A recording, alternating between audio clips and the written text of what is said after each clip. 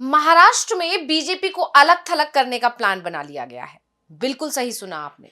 विपक्ष इसी रणनीति पर काम कर रहा है कि कैसे एनडीए में टूट करके बीजेपी को अलग कर दिया जाए, यानी बीजेपी अकेली पड़ जाए। और खास बात यह है कि यह जिम्मेदारी राजनीति के चाणक्य कहे जाने वाले शरद पवार ने अपने कंधों पे ले ली है। और शरद पवार कितनी बड़ी चुनौती है ये तो हर कोई जानता है। शरद पवार के चलते ही पिछली बार बीजेपी के हाथ में सत्ता आते आते रह गई थी, और वो अब महाराष्ट्र के नतीजे आने के बाद से, यानी कि शरद पवार महाराष्ट्र के नतीजे आने के बाद से एक बार फिर काम पर लग गए हैं। अब बीजेपी तो अकेले सरकार चलाने के सपने देख रही है, तो वहीं विपक्ष ने बीजेपी के खिलाफ बड़ा प्लान तैयार कर लिया है। क्या है विपक्ष का महाराष्ट्र में प्लान और कैसे महाराष्ट्र में अकेले पड़ जाएगी बीजेपी, इसी पर हम अपनी स्पेशल रिपोर्ट में करेंगे चर्चा। नमस्कार, मैं हूं अंशिता। बीजेपी अकेले सरकार चलाना चाहती है, उसे ना एकनाथ शिंदे की जरूरत है और ना ही अजीत पवार की। जिस तरह से फडणवीस के तेवर दिन पर दिन बदलते जा रहे हैं, उससे तो यही इशारा मिल रहा है कि फडणवीस दोनों ही डिप्टी सीएम की ना तो सुनना चाहते हैं और ना ही उनके दबाव में काम करना चाहते हैं। पार्टी दोनों ही नेताओं के दबाव को मान नहीं रही है, जबकि सरकार शिंदे और अजीत पवार के समर्थन से ही चल रही है। हालांकि शुरुआत में जब सत्ता में आई थी बीजेपी, एनडीए जब सत्ता में आया और फडणवीस सीएम बने, उन्होंने कहा था कि पद तो सिर्फ नाम के हैं, काम तो तीनों के सहयोग और सहमति से ही होगा। लेकिन अब बिल्कुल अलग स्थिति दिख रही है और इसी के चलते दोनों डिप्टी सीएम जो है नाराज दिखाई दे रहे हैं। और अजीत पवार से बीजेपी को फिलहाल ज्यादा परेशानी नहीं है, और उसका कारण भी है कि अजीत पवार के पास जो वोट बैंक है वो बीजेपी का वोट बैंक कभी रहा ही नहीं है। लेकिन शिंदे के साथ मामला दूसरा है। बीजेपी को इस बात का एहसास है कि शिंदे जितना कमजोर होंगे बीजेपी उतना मजबूत होती चली जाएगी, और इसीलिए शिंदे को कमजोर करने की कोशिश हो रही है। लेकिन अभी बीएमसी चुनावों में शिंदे की जरूरत भी है बीजेपी को, इसलिए अभी पूरी तरह से अलग थलग भी नहीं कर रही है। लेकिन शिंदे इस बात को समझ चुके हैं, और शिंदे अभी तक खुद को डिप्टी सीएम मानने को तैयार नहीं हो रहे हैं। वो सरकार में शामिल तो हैं, लेकिन अपने तरीके से ही काम कर रहे हैं। जिस दिन से उन्होंने फडणवीस सरकार में शामिल होने का फैसला किया है, उसी दिन से यह भी साफ दिख रहा है कि उनका काम में मन नहीं लग रहा है। फडणवीस की तरफ से जो बैठकें बुलाई गई हैं, कैबिनेट मीटिंगें, उसमें भी वो शामिल नहीं हो रहे हैं, लगातार हर बैठक से दूरी बना रहे हैं। और दूसरी तरफ फडणवीस भी शिंदे को ज्यादा भाव नहीं दे रहे हैं। लेकिन क्योंकि बीएमसी चुनाव में शिंदे को बीजेपी की जरूरत है, इसलिए कहीं ना कहीं अभी बीजेपी थोड़ा बहुत नरम रुख अपनाए हुए है।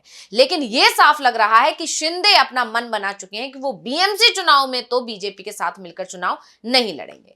महाराष्ट्र की राजनीति पर इस समय सभी की निगाहें टिकी हुई हैं, और सबसे बड़ी बात है कि पूरे देश में सबसे जटिल राजनीति इस समय किसी राज्य की है तो वो महाराष्ट्र की, क्योंकि यहां पर एक दो नहीं बल्कि तीन राजनीतिक दल मिलकर अपनी सरकार चला रहे हैं। और इन राजनीतिक दलों और नेताओं की सियासी चाल को समझना दिन पर दिन बहुत ज्यादा मुश्किल होता जा रहा है। नेता कब किस गठबंधन से नाता तोड़ लें या अपनी पार्टी की को छोड़ दें, उसे तोड़ दें, कुछ भी अंदाजा लगाना मुश्किल होता है। किसके मन में क्या चल रहा है ये कहना बहुत मुश्किल है। फिलहाल अभी मुश्किल से 2 महीने पहले ही महाविकास अघाड़ी को हराकर महायुति गठबंधन ने सत्ता हासिल की है, महाराष्ट्र में सरकार बनाई है। लेकिन सरकार बनते ही इनमें तकरार साफ साफ दिखाई देने लगी है, और इसी तकरार का फायदा अब विपक्ष उठाने की कोशिश कर रहा है। और ये तकरार खासतौर पर बीजेपी और शिवसेना के बीच ज्यादा दिखाई दे रही है। प्रदेश के पूर्व मुख्यमंत्री रह चुके एकनाथ शिंदे को डिप्टी सीएम बनना शायद रास नहीं आ रहा है, और आना भी नहीं चाहिए। यहां तक कहा जा रहा है कि मुख्यमंत्री देवेंद्र फडणवीस और शिंदे के बीच सब कुछ ठीक नहीं चल रहा है। पर पिछले दिनों के जो घटनाक्रम है वो ऐसा संकेत दे रहे हैं कि जैसे बीजेपी अब उनसे छुटकारा ही पाना चाह रही है, और इसके संकेत भी वो लगातार दे रहे हैं। इन सब के बीच में फडणवीस महाराष्ट्र नवनिर्माण सेना प्रमुख राज ठाकरे के आवास पर मुलाकात के लिए पहुंचे। अब महाराष्ट्र की राजनीति में ऐसा कम ही होता है कि मुख्यमंत्री खुद चलकर किसी नेता से मिलने उसके घर पहुंच जाएं, लेकिन फडणवीस ने ऐसा किया। इससे पहले फडणवीस अपने आवास पर शिवसेना यूवीटी के 3 नेताओं से मुलाकात कर चुके हैं, क्योंकि इस बीच लगातार ऐसी खबरें आ रही हैं कि deputy CM Eknath Shinde CM Fadnavis से नाराज चल रहे हैं, और इसलिए ये मुलाकात और भी महत्वपूर्ण हो जाती है। दरअसल सभी जानते हैं कि राज्य में बृहन्मुंबई महानगर पालिका यानी बीएमसी चुनाव होने वाले, और बीएमसी का चुनाव महाराष्ट्र के लिए बहुत महत्वपूर्ण माना जाता है। जब तक शिवसेना एकजुट थी तब तक ये नगर निगम उसका गढ़ बना रहा, पर अब बीएमसी चुनावों में महाराष्ट्र की कई पार्टियां अपने गठबंधनों यानी महायुति और महाविकास अघाड़ी से अलग हटकर मैदान में उतरना चाहती हैं।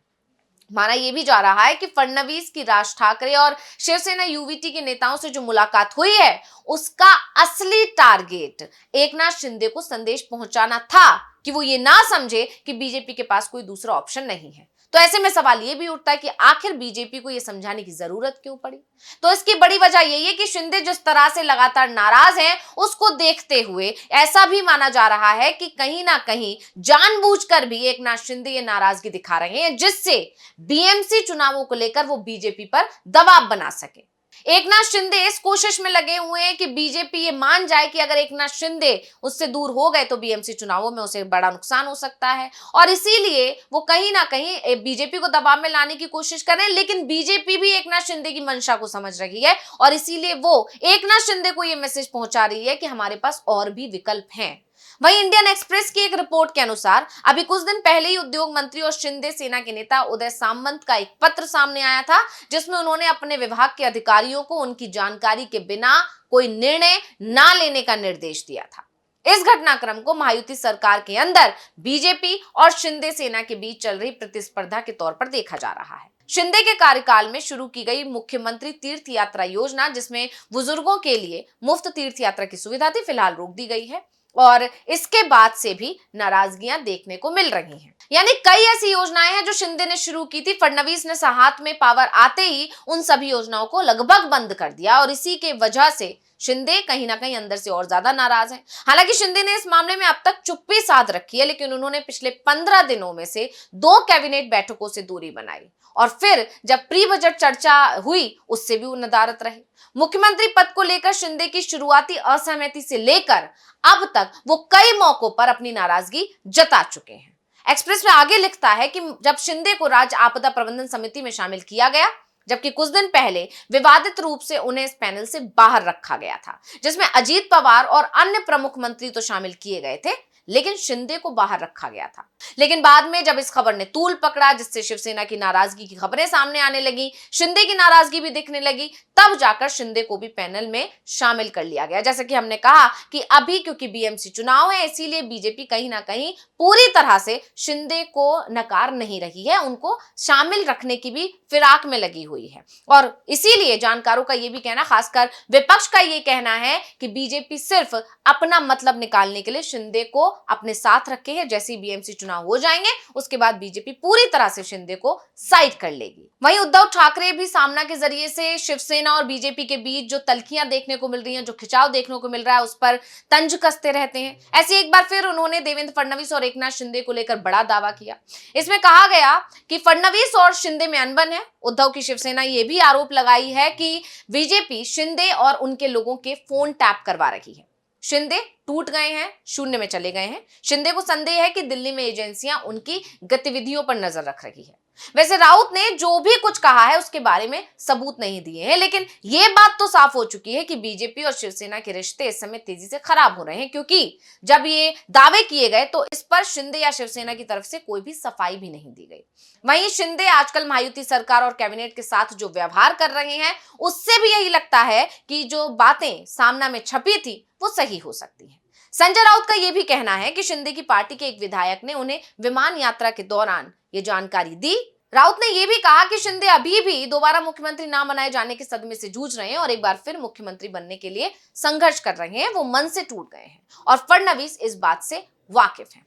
इन सब के बीच में यह भी कहा जा रहा है कि एकनाथ शिंदे एक बार फिर से इंडिया गठबंधन में वापसी की तैयारी कर रहे हैं और इसके लिए काम पर लगे हुए शरद पवार। शरद पवार लगातार शिंदे से संपर्क साधने की कोशिश कर रहे हैं, कभी उनके नेता तो कभी वो खुद शिंदे से बातचीत कर रहे हैं और इसी के चलते ये दावे और पुख्ता हो जाते हैं कि कहीं ना कहीं शिंदे और इंडिया गठबंधन के बीच कोई बातचीत चल रही है। लेकिन शिंदे को इस बात का एहसास भी है कि अगर वो अभी एनडीए छोड़कर निकलेंगे तो उनके हाथ में कुछ भी नहीं आएगा। हाँ, विपक्ष के नेता का पद जरूर मिल सकता, इसलिए वो शरद पवार से करीबी बढ़ा रहे हैं। अगर शरद पवार कोई बड़ा खेल कर दें, यानी कि शिंदे तो एनडीए छोड़े ही, पवार अपने भतीजे अजीत पवार को भी वापस अपने साथ ले आए, जिस पर भी बात चल रही है, क्योंकि अजीत पवार तो लगातार सोच रहे हैं कि कब उनके चाचा उनके लिए अपने दरवाजे खोल दें। अजीत पवार शुरुआत से अपने चाचा को बनाने की कोशिश में लगे हैं, लेकिन अभी तक शरद पवार की तरफ से कोई हरी झंडी नहीं दी गई है। लेकिन अगर शिंदे एक बार को राजी हो जाते हैं, वो शरद पवार का ऑफर एक्सेप्ट कर लेते हैं या इंडिया गठबंधन से हाथ मिला लेते हैं, तो फिर शरद पवार भी अजीत पवार के लिए अपने दरवाजे खोल देंगे और वही झटका बीजेपी को लग सकता है। अब ये शरद पवार की पूरी प्लानिंग है कि कैसे शिंदे और फिर उसके बाद अजीत पवार को अपने साथ लिया जाए। तो यहां पर बीजेपी के लिए एक बहुत बड़ा झटका हो सकता है। अब क्योंकि शिंदे और अजीत पवार की पार्टी के विधायकों को जोड़ दिया जाए तो यह संख्या 98 हो जाती है। अगर ये विधायक एनडीए से अलग होते हैं तो बीजेपी के पास बहुमत भी नहीं बचेगा। लेकिन शरद पवार हो या एकनाथ शिंदे, उन्हें इस बात का भी एहसास है कि बीजेपी की सरकार इतने से गिर जाएगी ये कहना भी मुश्किल है, क्योंकि ये मोदी और शाह की बीजेपी है। उन्हें 8 से 10 विधायकों के समर्थन की जरूरत पड़ेगी, जिसे वो आसानी से मैनेज कर सकते हैं। लेकिन यहां पर भी बीजेपी के लिए मुश्किलें कम होने वाली नहीं है। ये बात शरद पवार भी जानते हैं और इंडिया गठबंधन भी जानता है, और इसकी वजह है मुंडे की नाराजगी। पंकजा मुंडे के जिस तरह से बयान पिछले दिनों आए हैं, उन्होंने अपनी नाराजगी को जाहिर किया है। इसको देखकर जानकारों का यह कहना है कि शरद पवार इसी रणनीति के तहत काम कर रहे हैं कि पहले सहयोगियों को दूर करेंगे और उसके बाद बीजेपी टूट जाएगी, जिसके बाद जो बीजेपी है वो अलग थलग पड़ जाएगी। तो रिपोर्ट आपको कैसी लगी हमें कमेंट करके अपनी राय जरूर दीजिएगा। इसी के साथ मुझे दीजिए इजाजत। देखते रहिए डीवी लाइव। नमस्कार।